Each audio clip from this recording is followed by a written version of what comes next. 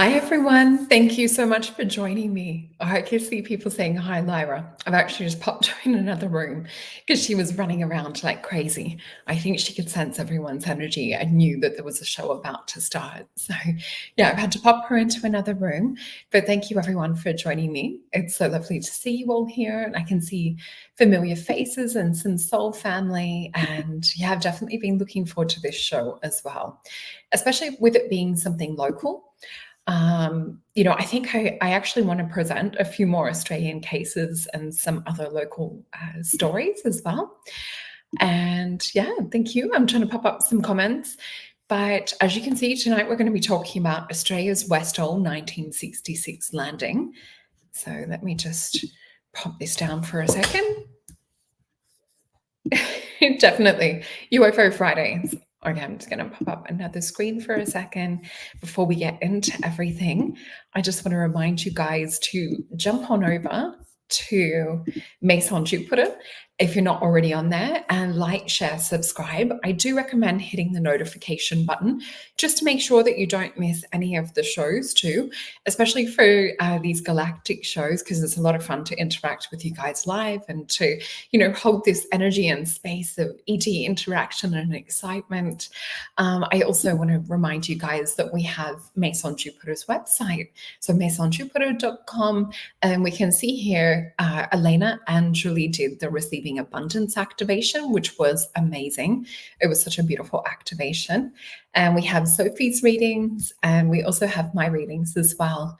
And we still have gift cards. So if you were thinking of candles or presents for anyone, they do make really amazing candles. And there's so much gorgeous energy that goes into each of the things that us girls do. So yeah, if you're wanting to book a starseed reading or a mystical oracle reading, please use Jupiter in all caps to receive 10% off. I have actually really limited the spaces that I have available at the moment. I've been taking some time off because I'm working on some things in the background, which are really, really exciting. So yeah, you guys will hear about those things shortly. So there is only limited spaces at the moment. I've really kind of just drawn back and conserving a lot of energy because I've been working pretty hard over the last couple of years flat out. So taking some time out for myself. So you guys will see a little bit of my adventure that I'm having next week in Uluru. So I will be doing a show next weekend. So next Friday night will be on Uluru, which will be really exciting because there is a Pleiadian connection there. But if you want to look into things in a personal reading, an oracle reading is one where you can ask me questions like you would an oracle in the old day, and I tap into spirit to get answers. We look at what's happening in your energy field, and I also will tune into the tarot cards, and we do sometimes also use oracle cards as well, just to kind of like confirm and to look deep into subjects. I also love looking into people, places, situations, relationships, career, job, you name it, higher dimensional stuff. With the starseed side of things, it is more geared towards looking into your origin. And so I actually go through and we write down all of the different places that you've had origin connections. I send you a little booklet with a write-up on each of the places. And I know many of you have had sessions in the audience, and it's been so lovely to meet you all in kind of person. But yeah, with this, we also look into what your mission is as well. And sometimes we will have guides show up in the sessions, and we'll get names for you guys to continually work with and tune in with your guides. So it does really help assist if you're wanting to enhance your contact. So let me jump straight to, I'm going to just pop this down for a second and bring this back. So this was a really interesting case. So when we look into certain areas, and we're going to have a look at the maps and things as well, with the ET cases, you guys have known probably from other shows that I've done on ET UFO topics that where we have, ET or UFO sightings or landings, oh, thank you, Samantha. That's so sweet. We tend to find that sometimes there will be connections with underground water springs. There's UFO sightings that have happened over mineral springs here in Victoria. I wonder if that's the same where you guys are from too. So if you have had a UFO contact in your part of the world, let me know if it has been over mineral springs. The other thing that I look for is what are the actual minerals within the ground? So we tend to see more UFO contact where there's like red dirt. So me going to Uluru next week, we hopefully will have some sightings. I have had sightings there in the past as well. But yeah, with this as well, we also sometimes will have not just the red dirt, you might have gold in the ground. And the other thing that we also have is quartz. So I just find it really interesting that UFOs seem to be attracted to these sorts of natural resources, these sorts of natural areas. So whether they're scouting, looking for certain minerals, or with the Anunnaki being connected to the gold as well, we have sort of history of looking into places like this. So what was interesting about the Westall area, and I will get into the maps, but there was gold found there. It was used in the old days. So the suburbs of Glen Waverley, Clayton, and also Brighton, if you're familiar with these places being Victorian or from Australia, these places, they used to find gold. So the other thing that was interesting with this too was the place that we're looking at where the UFO sighting also used to have sand mining that has taken place over there. So we will have a look into this a little bit deeper. The other thing I was really trying to find was there an underwater table? Because I know my great grandfather actually tapped into the ground not far from there and used the divining rods and actually drilled a well underground. So I do feel and sense that there's water there, especially because there is wetlands that are nearby. And back in the old days, it was also, oh, thank you guys. You guys are so sweet. But yeah, there used to be the Bunurong tribe, and hopefully I'm pronouncing that right, that was all over that particular area, surviving and thriving with, the wetlands and all the food that the wetlands also provided as well. So tonight we're going to be talking about an incident that happened in 1966, and I found some interesting kind of like links and things like that. Yeah, maybe it is. Maybe there's UFO mining, but we can already see with this incident and this area tonight that there is strong natural resources within this area. Now, I don't know if you guys caught. Oh, thank you, Peggy. I don't know if you caught the show that Julie and I did the other day, where we talked about Jupiter and Gemini.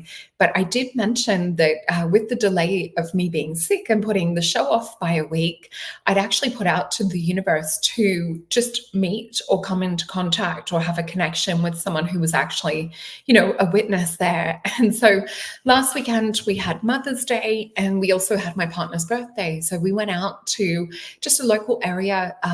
If you guys are familiar with Eastern suburbs, it's in the hills called Belgrave. We were just at the local shops and kind of like we call it an op shop over here, or you might call it like a Salvation Army shop type situation, or where you find like, secondhand treasures, that kind of thing. Oh, thank you, Jake. So yeah, I actually overheard a lady say the word Westall, and my partner was right next to her. His eyes lit up, and all of a sudden I'm like, oh my gosh. And then I heard her say the words, I was actually a student at the Westall 1966 UFO incident and I saw everything. So I went over and tapped her on the shoulder and like, excuse me, but I'm actually going to be filming a show on this. And she told us everything. It was incredible. So we have swapped details, and perhaps in the future, I might be able to sit down a little bit more in depth and bring you guys a little bit more information. But yeah, I knew putting that out there, I put it out there and I let it go and I forget it. And then I'm like, oh my gosh, it was just so incredible. So I do feel that it's the energy of you guys that are working with me as well. But yeah, another, it's more evidence showing up that we're quantumly entangled. And there's a reason that we're doing these shows. And I do feel it's very much ET contact that's also bringing like-minded hearts and souls together.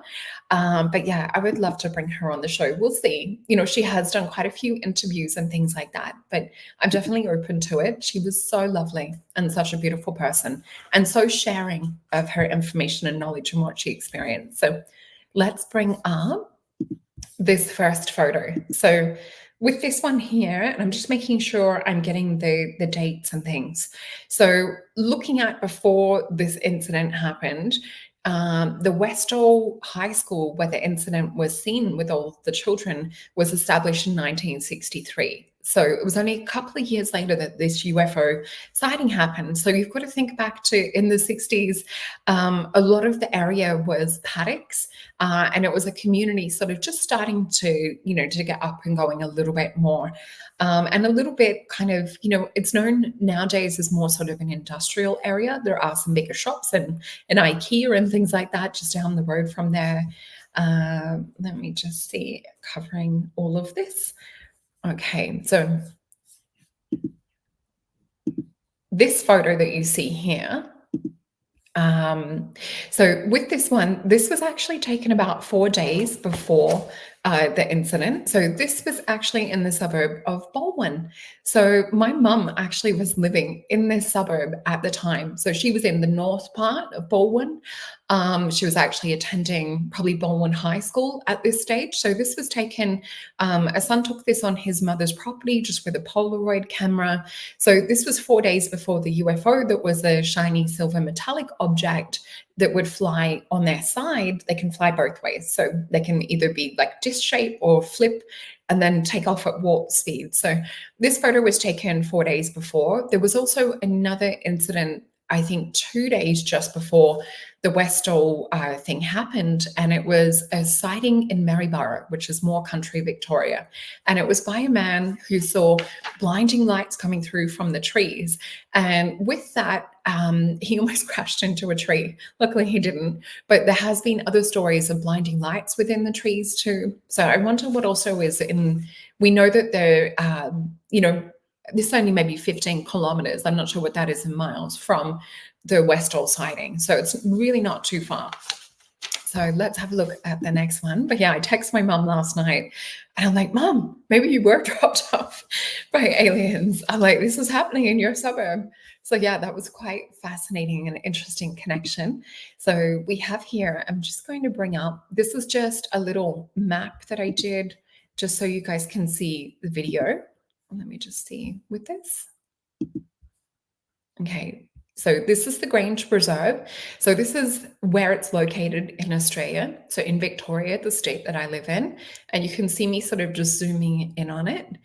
And a few of those areas were where they've found gold as well.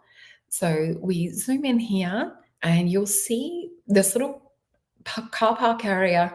There's a round kind of dish shape to the right, which is right there, which is actually the UFO playground that they've installed there. And you can see there's sort of like a green wedge.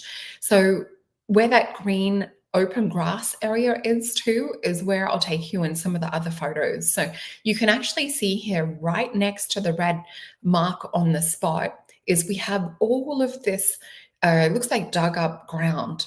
So with this is where they've actually turned it into, and it was so funny because I was researching this, talking to my partner as well, and I'm like, I just have this feeling that there was gold there, and that there's some kind of attraction of why UFOs, like why there, apart from also maybe to there's other incidences of school children that we will get into in another show that I've got planned. The Zimbabwe experience in the 90s. But what I also felt was, what would be the perfect cover up? Because there was land that was dug up and excavated, because the UFO did actually imprint maybe like a radiation or burn mark into the ground. So some of the soil was actually dug up and taken away. But I'm like, you know what? If I was wanting to cover it up, I'd put a garbage dump there. I'd put something there that just would deter, or people would be like, oh, it's just a garbage dump. So what do we have right next door to the Grange Reserve? We have a golf course and we have a garbage dump or a recycling center. So another interesting coincidence. Just checking. Yeah, so the Anunnaki do want gold as well. This is a little bit different to some of the ships that I've seen with some of the Anunnaki. I love your comments. You guys are hilarious. And just seeing, I love this group too. How lucky are we? We are so lucky. So let me just bring up the next one. So you'll see here, I've come in a little bit closer onto the map. And it might be a little bit harder to see. You might be able to screenshot this later and have a look, or put it in the Grange Reserve, Victoria, Australia, and it will come up. But you can actually zoom in and sort of see a little bit more in detail. And what we have here as well. So I've circled Moorabbin Airport, which is on the left. So this was an area known for like a lot of planes and things flying over. So a lot of the kids that were seeing and witnessing this incident at the school were quite familiar with what planes look like. So when they try and tell these kids that it was a weather balloon, or that, perhaps it was a plane that they saw, we can see that it's such a close distance onto the right. So you can see it actually says Cleanway South Resources, which is the cleaning place right next to the park as well. Let me just see what else we have. So I will read to you guys maybe a little bit of notes first. And I'm just going to take away some windows just to make sure that we've got as much internet bandwidth, because you guys know that when I talk about some weird and unusual things, that sometimes the bandwidth starts to go a little. So what we have was, so we had Westall High School. So we see that it was opened in 1963. There was a principal, Frank Sambally, I think it was, and there was about 485 students that were aged between 11 to 16. So we're looking at about high school age kids. So I'm just reading here if there was anything else. I've just written the details that I've talked to you guys about with the other sightings the few days before as well. So this actual incident took place on April the 6th, 1986. So this was the last couple of days before Easter break for these kids. So, it was a sunny day when this happened, and there was a PE class that was taking place, or two groups of kids doing physical education outside. So, perfect positioning to see something fly over. And there was one girl, I think her name was Tanya, that actually witnessed this and was like, oh my God, a flying saucer. So you can just imagine some of the commotion. And we know, like with kids, that generally, if something is happening, you'll have them just kind of flock. So it was, let me just read this. So Tanya actually ran into one of the teachers' classrooms, which was Andrew Greenwood, who was the science teacher at the school at the time. So he sort of, I guess was trying to calm the situation and things. And we'll get more into his story, and I'll show you some clips and videos of the kids actually. Yeah, it does, Tim. It'll do that on Zoom every now and then. I just have to like reel it back in. I've had it since I was a kid. So what the kids witnessed was 3 objects flying in the sky. So it was said that perhaps one was like maybe double the size, or 1 to 2 car sizes in actual size.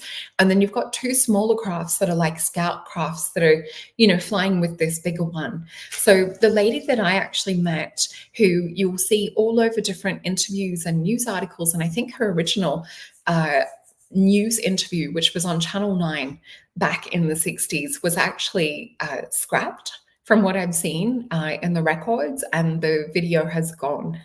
It's disappeared, as we know with evidence. This sort of thing happens a lot. So yeah, her name is currently Joy Clark, and you'll see, I'll show a few interviews and things with her. So yeah, we've got to think, these 3 objects in the sky and the kids running out. So remembering it's all paddocks and things like that. Yeah, definitely. It's definitely about vibration. It's about intention too. And it'd be so much fun to have a skywatch in person with you guys one day. I would absolutely love that. Let's put it out for that in the collective. So I'm just having a look. So we've got Joy Ty, her name was at the time, and Sue Maynard. So Sue had said to have seen 3 of the different shaped crafts. So she saw like 1 larger one and 2 escorts. They described them as metallic with blue and purple, or sort of like violet colored lights. And this is the thing that really struck me when Joy was telling me in the shop about like what she saw, what she witnessed. You could feel like the genuine like recollection of what was happening, and such certainty and such clarity of what she was actually saying. It was incredible. So she was talking about seeing a metallic shaped disc, and it had like blue and sort of purple lights that was going around. Yeah, wouldn't it be awesome to have a skywatch in person? So yeah, she talked about seeing the disc. Now, the other thing is that some of these discs, even though they're flying like this, They have where we talked about this, I think it was on the USOs, the water UFO episodes too, is that you can have them with a trans medium or like trans dimensional. So they can like, sail in one direction, turn and like go. So like they don't have to slow down to change trajectory and things as well. That's cool. I hadn't heard that before. But yeah, you could feel it. And she was so beautiful conveying the message and really getting it through. So with this as well, these kids were actually really interrogated and interviewed, and a lot of them were told that they didn't see anything. So Joy was actually saying to me that, they had military show up that was they were in more kind of like a camouflage tan color, which for back in the 60s, we didn't have our Australian military or army dressed like that. So they were actually from the US. So I'll get into the sort of running of this in a minute, but just from what she told me, oh my gosh, it blew my mind. So what we have is these UFOs and things. There's a crowd forming from the kids.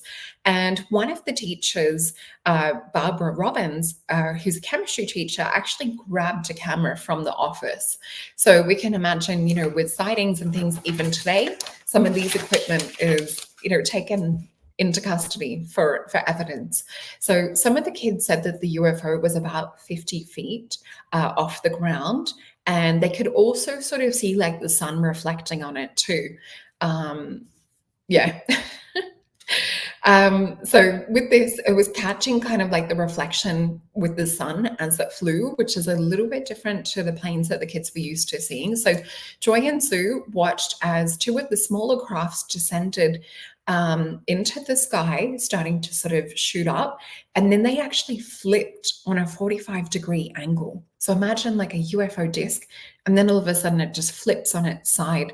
So the way that she said that they shot off was just like at lightning speed. It was like nothing they'd ever seen before. And you've got to remember back in the 60s too, in terms of like, movies and things of this sort of nature, even though that stuff is kind of popular, you wouldn't have seen anything sort of compare like what we have with CGI or things like that these days. So the goosebumps that I felt all over and the state of wonderment that my partner and I were in for the rest of the day, after hearing Joy's recollection and experience, we were just like, in this state of amazement, like, oh my God, can you believe that actually happened? I'm like, well, yeah, I can, because put out for it. But it was just mind blowing. I can see the cockatoo and magpie in the background now. I did put out a little bit of bird seed for them. So anyway, this happened over, so the kids ran from the school across, like they jumped the fence and ran over to a grassy patch. So there was also a park known as the Grange, and you'll see here I've got photos that I took of the pine trees. So we know that pine trees are straight. You'll see in my photo that the pine trees they're not straight. So radiation can affect the growth of plants. So we still have evidence of something happening. Yeah, definitely. The birds have joined the party. And we've had some king parrots and some beautiful rosellas and parakeets here, and they keep showing up in pairs and couples. So there's like a lot of soulmate bird relationships happening in the backyard at the moment, which is lovely. But yeah, so what we have as well is that the kids described as well that there was possibly five smaller aircraft. I think they're called Cessnas, if I've got my memory right, that were tracking and trying to chase these UFOs in the sky. So definitely there was, whether it was government or Air Force or whoever was actually, aware that this was in their airspace. The kids also talked about that there was a certain kind of like radiant heat that was coming off these UFOs that you could sense, because one of these actually landed. And so there's a little bit of different stories, but the kids generally, and now adults, have generally kept to the same story as well. The science teachers only come out in the more recent years, which we'll get to in a minute. So the sighting all up lasted about 20 minutes. So yeah, quite an exciting thing. Can you imagine, like, we get to see UFOs for sometimes a couple of minutes, but can you imagine actually witnessing and seeing this happen for 20 minutes? It would be mind blowing. It would change your whole entire concept of what you think the world is, going back into these times in the 60s. So, yeah, a local farmer as well also said that he had seen it as well. So he was out doing, I think it was like a local kind of like farmers market type thing. So, there was corroboration from a few other witnesses. So, yeah, what happened, I think it was about 20 men in tan and camouflage. They also had trucks and jeeps show up as well. Literally turned up. I think it was about 20 minutes in.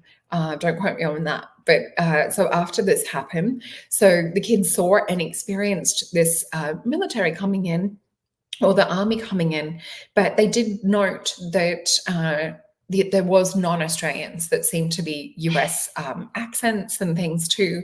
So Tanya, the girl who had already first like followed the UFO and was one of the first kids, she started to run back to the school. So she was quite hysterical. She was actually later taken off in an ambulance.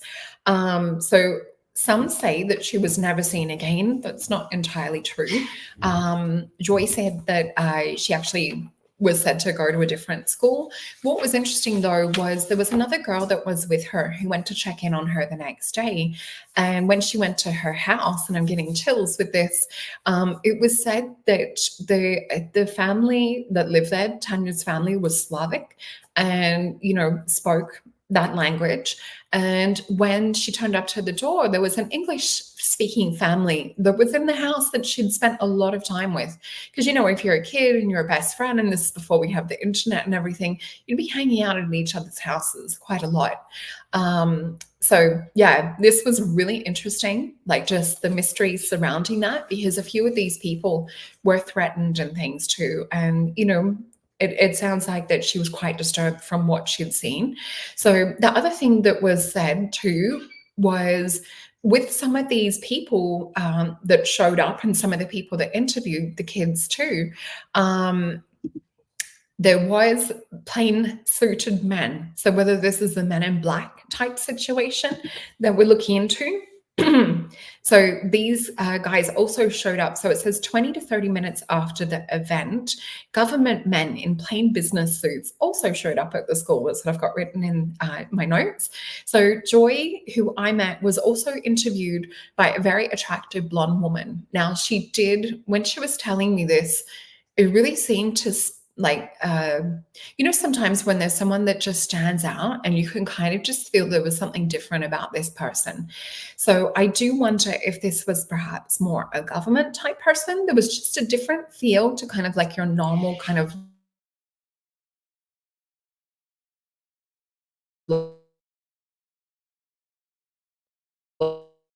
starting to drop out as soon as we start to talk about possible presence of ET energy and things as well. So let me just pop up a few comments while we're waiting for the internet to pick back up. Hopefully you guys are still connected and watching. So what we also have is all the witnesses were instructed to keep quiet, basically to zip it. And yeah, it froze like right when we were getting into the good stuff. So with this, they were literally told to not say anything, not talk to anyone about the incidents. The principal was actually very, very strong on this and was telling the kids that they didn't see anything. Awesome. Thank you for letting me know that, Jake. I really wanted to know. So yeah, when the Men in Black shows up, you get the confirmation the whole UFO thing was genuine. Pretty funny when they're telling you didn't see things. And they were even mocking some of the students as well, like in some of the later interviews and things. So yeah, the principal told them all that it had just been a weather balloon and that they didn't see anything. And I think there was even sort of like an assembly or something held, and the kids were all told this before they were going home. They were told not to speak to the media and things. Joy, being the rebel that she is, actually spoke to the Channel 9 News after school. So some of these kids were interviewed by the news because this was reported. So, and it was actually published in some of the papers and things. So yeah, that interview I don't think was seen. I think that's one of the ones that got, yes, definitely. The witnesses can be gaslighted. Or gaslit.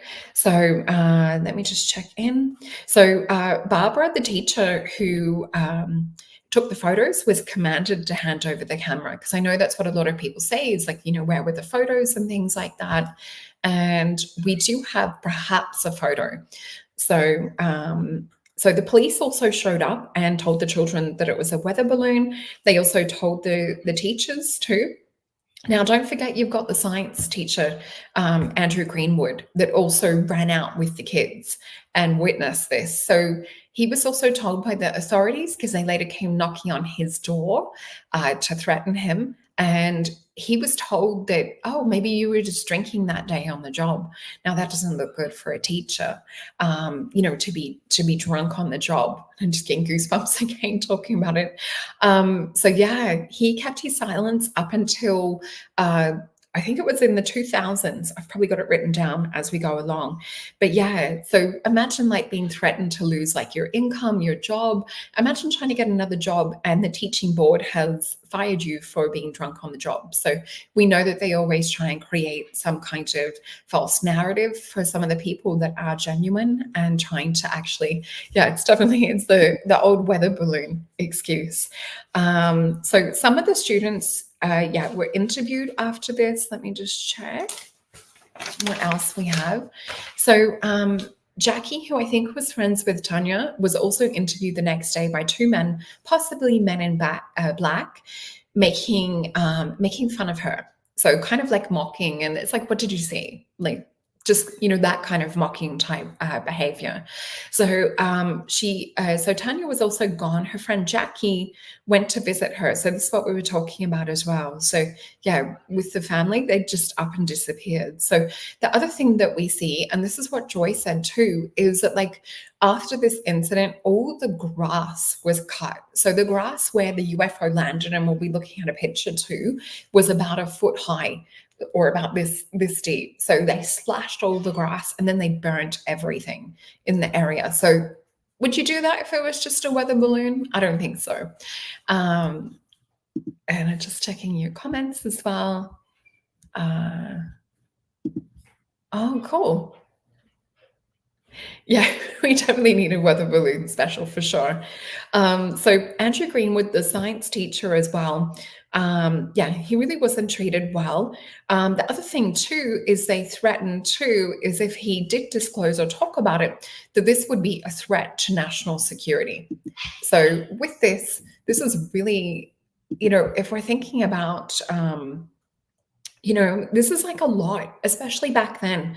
People are a little bit more free and a little bit more, I know we are, as a collective and as a group, a little bit more outspoken. So yeah, they definitely were getting rid of the evidence. So let me flip this over. Oh, and it was 2008 when he finally spoke out. So also the Royal Air Force showed up to his house 3 days after the incident too. So, so I will also talk about, before we finish up, and I've got things to show you, but I've had experiences there. So I've seen UFOs there day and night. I'll mention this now, actually, so we cover it. So I've seen UFOs there at nighttime with skywatching groups. One of my best friends from high school was actually one of the people there, and we saw some amazing things together. Now, I remember also seeing fireballs in the sky. So whether it's a meteorite, I'd never seen ones that had two different colors with them before. I think one of them was like a red and a blue fireball going across the sky. I think the other one was sort of more kind of like a greeny color as well. Yeah, the birds are beautiful, aren't they? They're gorgeous outside. So yeah, there is definitely some interesting phenomena that is there with one of the daytime sightings that I had too. Oh, and this is a great question. I'll get to that in a second. Thank you, Ben. So yeah, with the daytime sighting, there was a couple of us there, just sort of like, having a little bit of a picnic. And my best friend at the time was there with her husband. Now, what's interesting is he flies planes and, is in kind of like I don't know what you call it, like an airplane club, and they teach kids how to fly and things like that. Anyway, so we're looking fixed and filming, and I don't know where the footage is because it's a really old camera, but with this fixed, looking at the sky, it looked like a white, probably about the size of a car, orb, like I call them more Pleiadian types, or like a pearl of light that was in the sky. And so we could see this, and so could all of the group. The interesting thing was my friend's husband couldn't see it. So with a lot of these things, it is about being on a certain level of frequency or a certain level of vibration. So I've had a few times in groups where most of the group will actually see the UFOs, and then other people will not see it. So it does seem to be, how they talk about, like with the Spanish turning up on tribal ground, and the tribes didn't see the boats that were coming in. So sometimes when things are sort of so far outside of our reality, it's hard for people to kind of adjust and to see these things. So sometimes this may be even why disclosure is a little bit slow, because it could shock people too with what they see. So the other thing that I also had happen was I was doing like a lot of stuff connected with one of our elders here who, is connected with the Raven tribe. And one of the times I went out to this UFO park with some other people, and there was just like hundreds of ravens circling around the top of these pine trees that are bent. I walked out the back to where the UFO landing happened, past all the trees, and there was a grandfather raven. I call him a grandfather raven because, telepathically, he more was like a masculine, older male type energy. Anyway, told me that was like an initiation into the raven tribe as well. So you will get sometimes where nature will act very weird around, the supernatural or things that are outside of our frequency and things too. So yeah, that's a couple of my experiences there. It is fun to go check out if you are local and you are in Victoria. It's a great picnic day to go with this. So with Ben's question, when you see UFOs, do you also feel them? So this is my thing. I don't film like I used to. And if I do see it or witness it, it's more to kind of the grace and the presence of what I'm seeing. So if anything, it's the wear antennas. So myself and my friend Antonio Ozzi, who has the best UFO footage in the world, we have mentioned him on some of the other shows. He lives in Italy. We both get that same sort of feeling around the crown chakra. And it just feels almost, for me, I could be standing talking to you guys like I am, and my head will just flip up. And this is not a conscious thing. And I'm like, oh my gosh, look, there's a UFO. So this happens to me all the time. Like, if we're outside, especially at night, the daytime ones are a little bit more rare. And we maybe even will do a little show on sky watching and what to look out for and things like that. So this would be really interesting. Now, I can see here as well, like Stella saying that I didn't feel anything. So some people will have different sensations or different things as well. And I see, Stella, you were saying that you saw an orb. Yeah, some of them will look all like orb or pearl shape. I have actually filmed ones, you'll see it on my YouTube channel, that you can see like more of a darker kind of silhouette sitting inside one of these pearls of light. So they're more kind of like conscious navigators or beings that have activated the Merkaba with some of these like wider orbs, or more kind of like an energy frequency UFO, because not everything is in 2D or 3D and things. And thank you, Ocean, for the reminder. Please hit that like and share and subscribe. We love it when you guys do this. And yeah, plasma. So some of these craft that we're talking about are plasma craft, but do look out for that antenna kind of contact feeling. Or sometimes I've had with taking photos, like the ones that I've shared with you guys when I was near Lake Yosemite.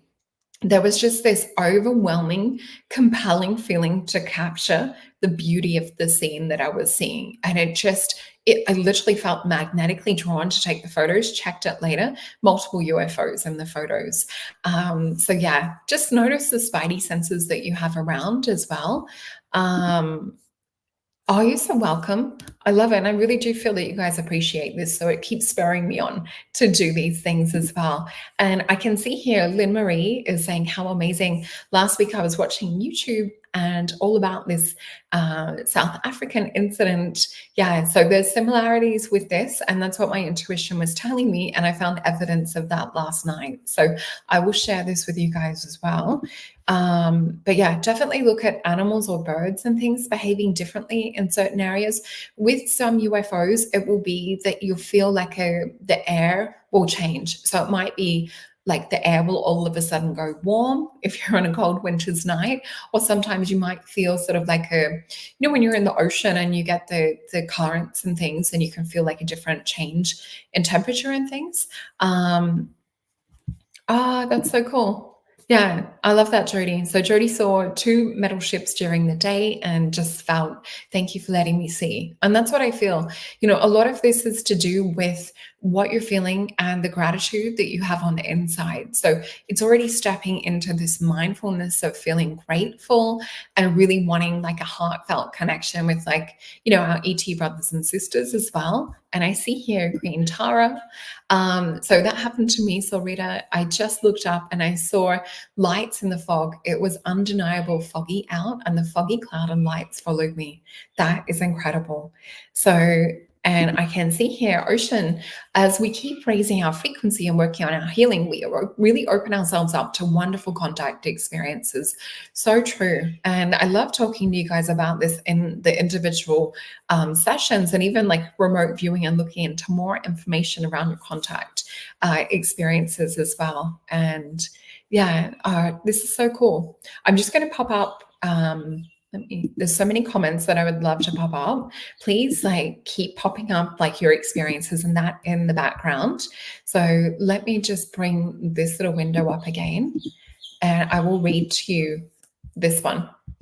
So the Westall flying saucer incident represents one of the best, perhaps the best category of UFO sightings described as daylight. So mass witnesses, school-based sightings and landings. It all happened in Westall in the city of Oakley, which is now the city of Kingston. So it was Wednesday before Easter, April 6th. Westall was and is a small community and neighborhood within a larger suburb of Clayton South, 21 kilometers from the CBD, the city of Melbourne. So this is just 10 years after the very successful Melbourne Olympics, which my dad actually went to as a watcher. But somehow the celebratory and optimistic vibe of the time that had been given away as to a certain topper, as Australia, even with the tyranny of distance, felt keenly the ever-present threat of Cold War and sank deeper into the mire of the Vietnam War. So so you'll be able to go back and read this. We have sort of covered this, but if you want to read it sort of word for word, this was in the localhistory.kingston.vic.gov.au/articles. But if you type in Westall UFO incident, you'll find it as well. So yeah, this is just the recognition with like the times and everything of this happening. This photo is actually from 1963. So this would have been the year that school opened, and you can see the old-fashioned school desk, smaller classrooms as well. And let me just see if there was another photo. I think there may have been on here. So you can see here, flying saucer, mystery school, silent. What is it? So yeah, interesting articles at the time. So quite an interesting topic. And you can see they've had reunions and things as well. And some of these students are still in contact, which is lovely. So we can see here, this was in the State Library Victoria blog.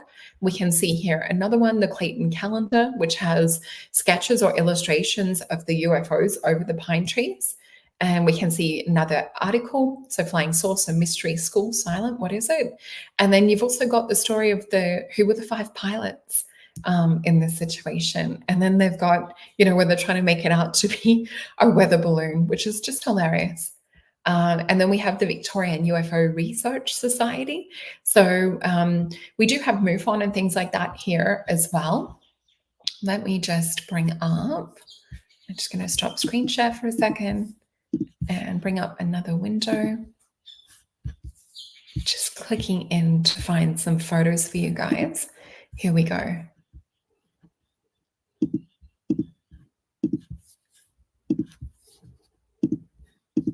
This one took quite a while to prepare for this show. So with this, I've just put bigger ones up for you guys to see as well. And just going over these newspaper articles. So this is actually out the back of the Grange. You walk through some gated doors because they're trying to keep animals out for the vegetation and things, is what's said. But you walk through these like a little narrow path with trees everywhere, and it looked like tea trees, I think it was. And then you get to this grassy field, and on the other side you can see the fence with the golf course. So this is actually that height grass that we were talking about before, maybe like 1 to 2 feet high. And you can see here, it's sort of been flattened. Now, whether this was the UFO actually landing and the radiation, or whether it was sort of hovering. Now, the other interesting thing too, I'm not sure if anyone's tested the mineral composition that's within this. And certain seasons, you can still kind of see like a bit of a ring mark burnt into the ground. I know I've been there some summers. I think it was maybe 2013 and some subsequent years after that, and seen the actual burn marks in the ground still. It's more kind of like a large ring. It's very hard to see. What we also see, though, is maybe it's perhaps a flattening or the radiation. People aren't entirely sure. But with crop circles, sometimes the nutrient density, say if there's been a crop circle happen in a field of wheat, they will have more dense nutrients, or like a higher level of nutrients that's found within some of the wheat and things as well. So this is supposedly one of the photos. So whether it's been leaked or something, I'm not 100% sure. It's not entirely possible to tell whether some of these are fake or not, but it is said to be what was seen over the area. And we did see that other one from Bolwyn as well. So you can see a little park bench and things here. This was an artist illustration, and I couldn't find the name of the artist, but this was used in the documentary, and I will reference what documentary to go and watch that was made on the Westall 1966, but it's a reenactment of the kids and what they were seeing in the sky. Interesting, they've got the birds around too. And this is some of the witnesses. Joy's right in the center, that gorgeous woman. And you can see some of the other people. And these are the pine trees that we were talking about before too. So here is a sketch from the incident. So we see here, there's a perfect circle flattened with grass, approximately 5 to 6 meters in diameter. I'm not sure what that is in feet or miles. So yeah, you can see here as well, the grass, it's hard to read this, is peripheral, I think, of circle, and it was counterclockwise, it looks like, or clockwise. Oh, twisted clockwise. So we can see as well the 3 bowl type areas that were indented from the bottom of the craft as well. And so the grass was about knee height, is what they've said. So here's a photo of some of the kids from that year as well. And these are just some of my other pics that I've had. So I'm going to pop this on. Let me just go back into one where you hear the volume. So this was more kind of like an artist depiction. Now, for those of you talking about the Zimbabwe one that happened, it's known as the Aerial School. So there was an encounter, and something kept telling me to look up and that I would find something in common. So the little part of the clip that I'm going to play, so please go over and check out Mac Made Studios to see this in full.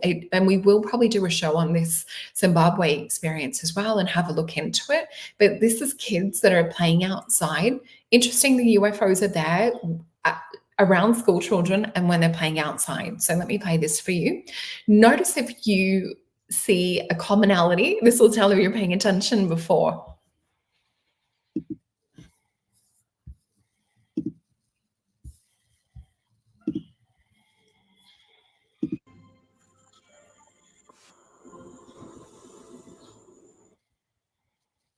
Oh my gosh. I load these for you guys like the night before, so I've got everything set up and ready. Okay, notice the trajectory. 3 UFOs. Look at that.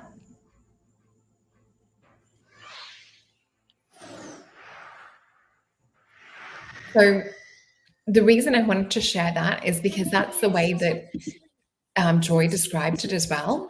So we will explore, and because that incident happened in the 90s too, it will be a really good one to revisit.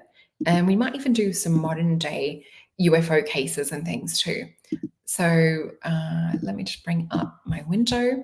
So this is a photo that I took last weekend of the pine trees. Um, yeah, Ken, so true. It really is. There's so much overwhelming evidence that it's undeniable. I mean, even in just what we talk about in these shows, you can see that there's enough evidence that things are perhaps not what we're told. So, yeah, really, really interesting. Let me just bring this back. Okay, so we can see here, we know pine trees grow tall. Now, this area is where the playground is, and perhaps there was and these trees, you will see the old photos of the kids running past. So it was like a little running track too, that the kids were used to visiting to do with maybe whether it was the PE classes or things like that. Um, but yeah, you can see here how radiation may affect the growth of the trees. And I know within the Travis Walton case, where they call it fire in the sky, they actually took wood samples and could tell that I think they were pine trees as well, were actually impacted or affected by the radiation. So I don't think these trees have ever been tested. But yeah, in my heart and in my mind, I feel that they've been affected by the growth or whatever's in the area too. So let's have a look. So this is out the back. So you've got the playground here. You've got all these trees that you can see, and that little narrow path or opening is so you come from the playground through the trees, and this is the area, this flat grassy area where the UFO actually landed. So it's really close, like it's only maybe a 5-minute walk if you're walking from the playground side to here. So we've actually had chairs set up there and Skywatch, which has been a lot of fun. And it's interesting because just like in the CE5s that Dr. Stephen Greer does, you can feel sometimes like interdimensional beings in that, also taking interest in the group and the energy. So sometimes there will be healings and things like that that people talk about with ET or UFO contact and things. So you can see here the Grange Preserve is kind of out there. It says, "Welcome to the playground." So they actually have, what looks like symbols, flying saucers, and yeah, it's interesting how this is sort of like, because my partner was like, "Why is this out there? Why are they not hiding it?" And I think because it was such a big incident, it's actually a big part of the history.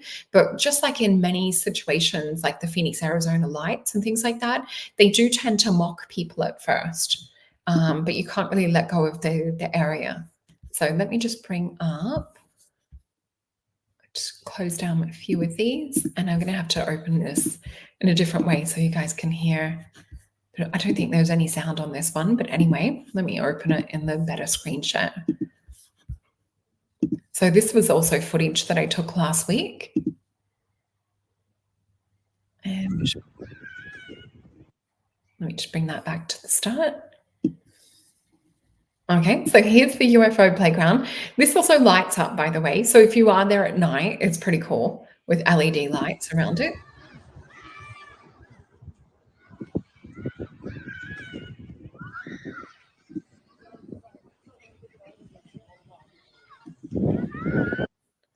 So yeah, you can see there's like a little picnic area, barbecue. There's one of those little spinny things that if you go round and round can make you feel a little bit sick. Let me just pop this down. And okay, and this was cute. I did meet a little alien when I was there. So this is my daughter and myself sitting inside the UFO playground as well. So it was a lot of fun, and it was good to take the kids there. So it was a lot of fun doing this for my partner's birthday and Mother's Day. And we just spur of the moment when after we met Joy and we talked to her about the sighting, we're like, let's just go there like right now. So yeah, it was such a fun thing to do with the kids, even though they're older. And we did have one of the little ones with us. So that was a lot of fun. Let me just see what else I had to share with you guys. All right, these ones are going to pop up. I have to open another window.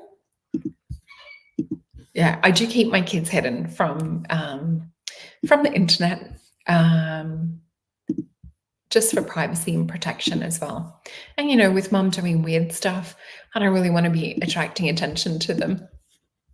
So let's have a look at this one, and we'll make sure we've got some sound. Okay. Oh. And I don't know where my video's gone. Let me see what's happening with this. I might have to just like restart it. Okay. This is Australia's most famous UFO sighting. The object stayed on the ground for more than 20 minutes, then took off rapidly, and some say it was buzzed by 5 aircraft. The school children were warned never to speak of it, authorities telling them that flying saucers just don't exist. But 50 years later, witnesses insist they know exactly what they saw.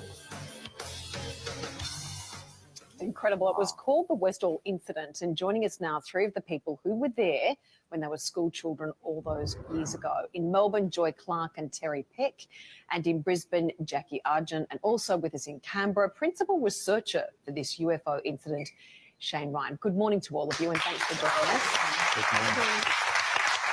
Let's begin with Joy and Terry in Melbourne. Can you tell us what you saw? Yes, Natasha. I was out playing cricket on the oval at the time, and we noticed these 3 craft hovering above the school, which was a bit unusual. They definitely weren't aircraft. And then after about 10 minutes, we saw one go down into an area behind our school called the Grange, where we used to do our cross-country runs.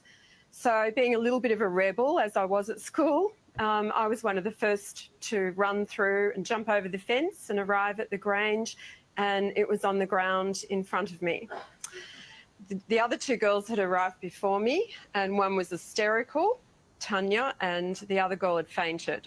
So I just looked at it, and after a few minutes, it just raised up above me, probably to about 12 feet, turned on its side and went zoom straight up into the air and disappeared almost instantly. And there were 2 other craft in the air at the time. Joy, did you see something similar, and what were you thinking it was at that stage? Were you convinced it was a UFO? Look, I didn't know what it was. Yes, definitely a UFO. I was actually in science class, and we had a student had rung in and flung the door open and said, Mr. Greenwood, there's things in the sky, there's flying saucers in the sky. So we all ran down the corridor and out onto the oval, and yes, there were flying saucers in the sky. I saw 3 of them, but it took me quite a while to sort of comprehend what I was looking at, because I'd never seen anything like that before. Jackie, it's quite intriguing. Did you also see those flying saucers? I saw a flying saucer. I don't recall there being more than one, but we were down the back. I was down the back of the oval with Tanya when we noticed it in the sky. It did some manoeuvres which were very strange, which is why our attention was drawn to it in the first place. And then it came down over the Grange. We could see it coming down, so we took off after it. Tanya actually reached the craft, I believe. I didn't, because she came back screaming towards me, and then I ran back with her to the school. She got taken away in an ambulance, and that was the last time I saw her. And can you tell us a bit more about these craft? What colour were they? How big were they? Did they actually land, or were they just hovering above the ground? The craft I saw was silver in colour. It was round. It did come down on the ground. Even though I didn't see it on the ground, I saw the marks that it left later on that day. It could move incredibly fast. and it could also appear to stand still. When it took off from the other aircraft that were buzzing it, it made them look as though they were at standstill. Right. So quite amazing. And I did have two others, but I wanted to say, if you go onto TikTok and you look up the account 369, they have put together all of these. And so you will see that extended interview, which was on, I think it was Channel 9. It was the 50-year anniversary for that. So unfortunately, I've run out of time to share that. But I do want to show you guys. And yeah, we might do a follow-up too. With Joy, that'd be wonderful. So let me just pop this back up. This documentary, if you guys are wanting to like have something fun to watch tonight, to follow this up and to sort of see it in full. So you can type in Westall 66, and this was on, let me just find the name of the website. So it was on Top Documentary Films, and it's Westall 66, a suburban UFO mystery. So you guys will be able to find this, maybe screenshot and look it up, but the full documentary is up there as well, which is quite a good documentary. So I highly recommend that. And I just want to remind you guys that I do have just a couple of bookings available, just a few spots. I think I've only got maybe 1 week open at the moment because I am going away and working on some other projects and things too, which is really exciting. Julie and I and the girls are excited about a few things happening. So that will be wonderful. And please do remember to go like, share, subscribe over on whether you're on Rumble, I was going to say Rebel, whether you're on Rumble or Maison Jupiter. And yeah, for bookings, go to maisonjupiter.com. My website will take you through to maisonjupiter.com for my bookings as well, just for people that ask about that. But yeah, use all caps Jupiter. And I've had so much fun bringing you this topic. And I'm just having a look if there's anything. Oh, thank you guys. That'd be amazing. And I do actually, you've just reminded me really quick, and I do have to go in a minute because I have a really busy day and getting ready to go away to Uluru too. But let's have a quick look into around the cards, around why it was. And I think we'll look into this a little bit further. But yeah, with the Zimbabwe kids too, it was to talk about the dangers and warning about that our world could fall into destruction with technology. I don't know if there was a message that the kids have relayed from Westall. I'm just going to flip these over. What we're seeing is making contact with another world or another dimension. So I do actually feel they were wanting to make themselves known. I do feel that it was part of an ET-led disclosure is what we're seeing. So we've got a 9 of Wands, the Queen of Cups, and I do feel that they were trying to sort of extend or invite us into their reality and connect with them. I do feel that there was well wishes. Oh, and one thing that Joy said to me was she was more in amazement. She was like, oh my God, wow. When she like recounted it, it wasn't fear and things like some of the other ladies talked about. And it's the same with people in modern day UFO sightings today. And I know I always have this feeling of like, oh my gosh, with this. So we also have the Lovers and the Ace of Wands. So they were actually trying to kickstart and spiritually wake us up as a collective. But as we can see, there's been suppression and denial and yeah. But I will bring you guys my travels. Thank you, Rainbow Sun.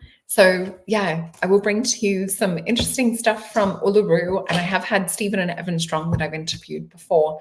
So last time I was there was for ceremony. So really interesting because there is a 6 planetary alignment taking place over the next couple of days. So we also know that it is, The Simpsons had an episode where they talk about the rapture taking place on the 19th. So I'm going to be landing there on that day. Not planned, but yeah, it's just a nice little present that I did for my partner. So just happened that was the date that I picked. So I think nothing is by mistake. Anyway, I love you guys and hope you have a wonderful weekend. Bye.